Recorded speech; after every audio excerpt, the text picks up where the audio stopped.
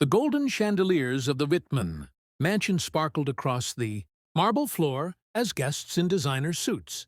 Clinked champagne glasses. Laughter filled the air, the kind that sounds elegant but hides cruelty underneath. Mrs. Victoria Whitman, Beverly Hills socialite, stood at the center of it all. Every gesture screamed wealth, her diamonds, her posture, even the way she looked down at people. That night's charity dinner was supposed to raise money for underprivileged youth, but ironically, one of those very kids was standing right there, Diego Santos, the 17-year-old son of Victoria's maid, Carmen. He wasn't a guest. He was serving canapes. The invitation. "Come here, boy," Victoria's voice sliced through the chatter. Her red lips curled into a mocking smile. "How about showing us how you play chess in the slums?" The laughter that followed was soft, but sharp. Businessmen, politicians, their perfectly dressed wives, all amused by the idea of watching a maid's son become their evening's entertainment.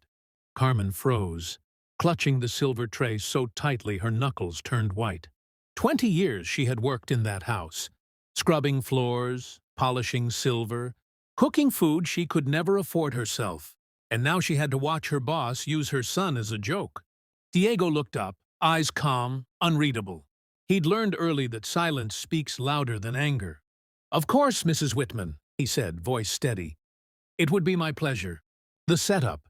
The Italian marble chessboard glowed under the chandelier.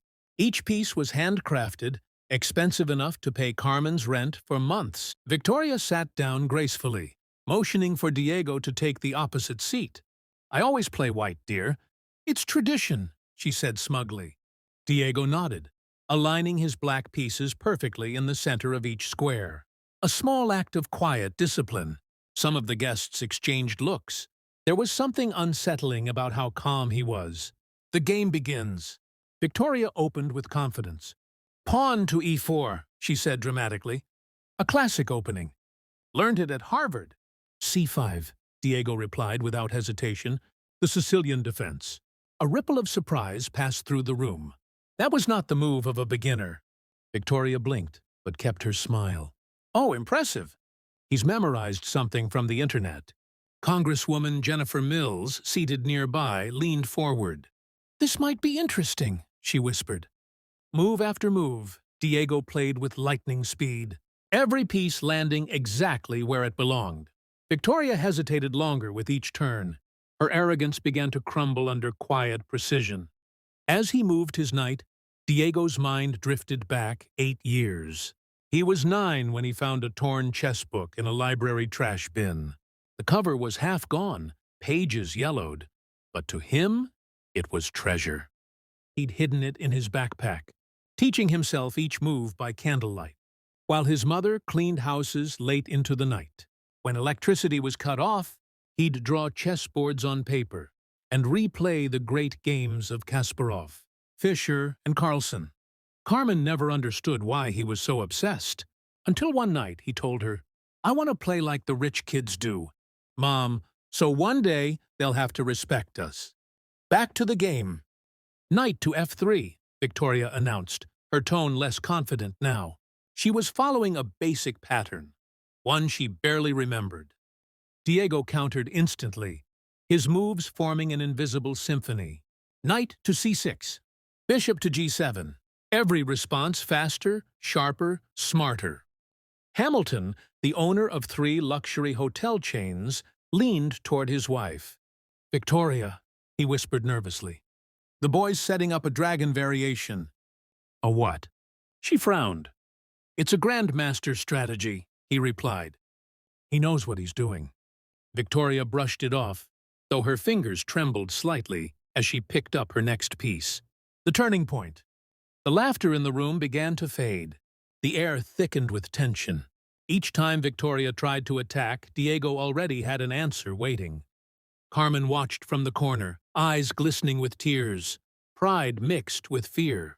She'd seen this look on her son before, that calm intensity he carried when solving problems way beyond his age. Victoria leaned forward, scanning the board. Something felt wrong. Every piece she moved only made her position worse. Then Diego made a quiet, deliberate move. A pawn sacrifice. Mr. Hamilton's eyes widened. "Oh my God," he muttered. "He's setting a trap." Victoria smirked, thinking she had gained an advantage. But within seconds, her queen was cornered. Her confidence cracked. The calm before the storm. Diego looked up from the board, voice low but firm. "Mom," he called softly across the room. Carmen looked at him, confused. "Remember when you said one day I'd show them who we really are?" Her eyes filled with tears. "Yes, mijo, I remember." That simple exchange sent chills through the room. Congresswoman Mills whispered to her husband, "That boy has more class than everyone here combined." Victoria cleared her throat impatiently. "Can we continue, please? I have other commitments." Diego smiled faintly. "Of course." Checkmate in progress. His next few moves were lightning fast. A rook shifted, a bishop slid across the board. And suddenly, two threats appeared at once. If Victoria protected her king, she'd lose her queen. If she protected her queen, she'd be checkmated in 3 moves. That's not possible," she whispered, scanning the board desperately. Hamilton shook his head. "Victoria, you're being outplayed by a kid who's never even had formal training." The room was silent now. No laughter, no champagne chatter, only the sound of the ticking $15,000 wall clock on the wall. The final move. "Check," Diego said calmly, sliding his queen forward. Victoria stared, frozen. Her hands trembled as she looked at the board, at the trap that had closed around her. "You must have memorized that," she snapped. "No one learns this on their own." Diego's lips curved into a faint smile. "You're right, ma'am. I didn't learn it alone. I learned it from Garry Kasparov, through his books." Mr. Hamilton's jaw dropped. "Kasparov's sequences? Impossible." "Game 23, Diego said quietly. "World Championship, 1984. The guests looked at each other, stunned. The boy wasn't bluffing. He had studied every line, every move. "Checkmate," he whispered.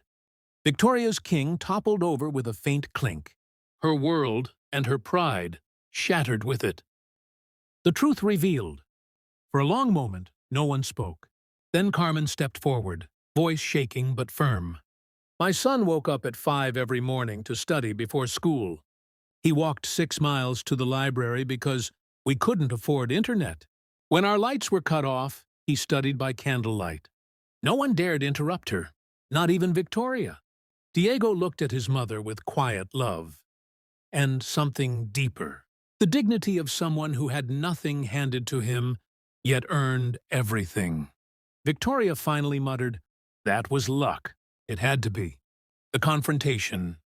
Victoria stood, face red with humiliation. "No one humiliates me in my own home. Someone trained him just to make me look like a fool." Diego rose slowly, calm as ever. "Would you like a rematch, Mrs. Whitman? I can play everyone here at once, if you'd like." A nervous laugh escaped someone in the crowd. He didn't sound arrogant. He sounded in control. "You're being disrespectful," Victoria spat. "A maid's son should know his place." Carmen stepped forward, her voice suddenly strong. "My son knows his place, ma'am. And tonight, he showed the world it's not beneath anyone." Gasps rippled through the guests. For the first time in 20 years, Carmen stood tall, not as a servant, but as a mother who raised brilliance from dust. Respect earned. Hamilton sighed. "Victoria, maybe it's time you recognize true talent when you see it."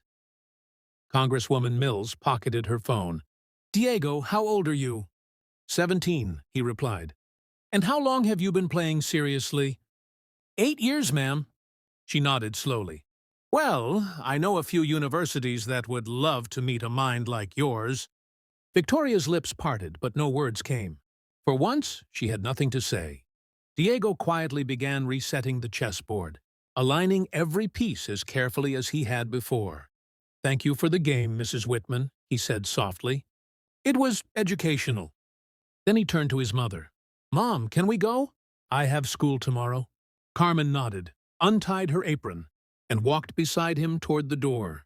Head high, heart full. The lesson. The silence that followed was deafening. No one looked at Victoria. For the first time in her life, she wasn't the center of admiration. She was the center of shame. The marble board remained on the table, but something invisible had shifted in that mansion. A new truth echoed through every corner. Respect cannot be bought. It must be earned. That night, a 17-year-old boy from a working-class neighborhood had defeated not just a millionaire, but an entire system built on prejudice and pride. And somewhere deep down, even Victoria Whitman knew. That checkmate was more than a game. It was a reckoning. Moral message. Never underestimate someone because of where they come from. Talent has no color, no class, no wealth limit. The truest intelligence is born not in comfort, but in struggle. Subscribe Hook for YouTube. If this story of humility, brilliance, and poetic justice touched your heart, don't forget to subscribe and turn on the bell, because more real stories like this one are coming your way. Stories that remind us, as respect is earned, pride is temporary, but character lasts forever.